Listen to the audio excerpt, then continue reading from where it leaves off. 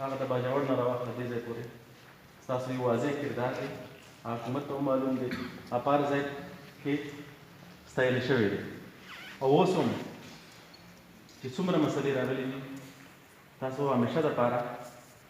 قانون په دایره کې دننه د ملک پاکستان آئین مطابق مو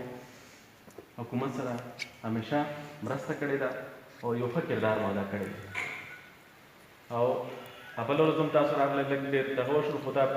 دوی او بیا هم د مشر زه ستاینه کوم چې که نن مونږ بیا دلته ناست یو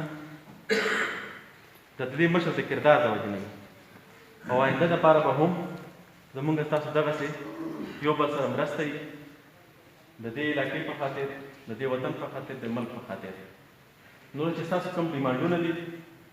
کومې خبرې دي د امن په حوالې سره د دفتراتو په حوالې سره د پولیس په حوالې سره د ګیټ په حوالې سره د غرونو په حوالې سره هغه ټولې موږ ځان سره راغستې دي په ریټن شکل کې حکومت ته مو رسولې دي کمشنر صاحب سره مو کړي دي صوبایي چیف سیکرټري صاحب سره ما په خپله خبرې کړي دي او فوج چې کوم مشران دي هغوی سره مو کړي دي د هغوی هم دغه نیت دی دغه خواهش دی دغه کوشش دی دغه کردار دی چې دې علاقې کې امن وي ترقي وي انشاءالله مونږ تاسو به رابطه وي سره چې کومې مسلې دي دا تورې شیشې دي ډي پي او صاحب د کار په شروع کړی دی دوی به نور په تیز کړي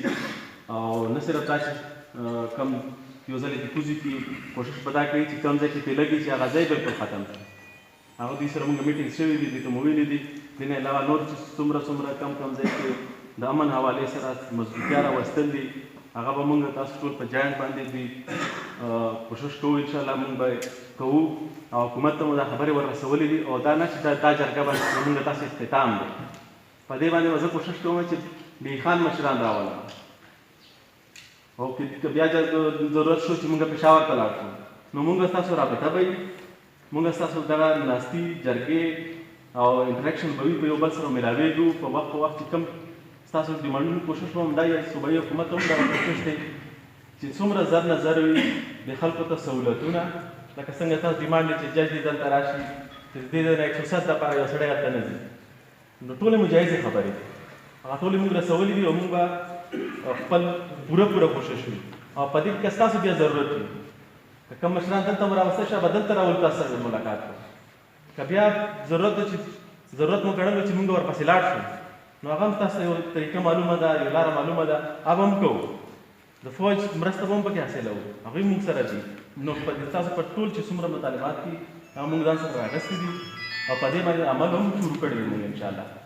او مخکې چې څومره پرمختګ وي مشرانو سره تاسو ټولو سره زموږ انټریکشن وي او په دې به موږ ملاوېږو سره او پرمختګ طرف ته به ځو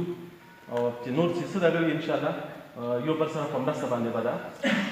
مخکې بوځو نو ډېره مننه ستاسو یو ځل بیا د راتلو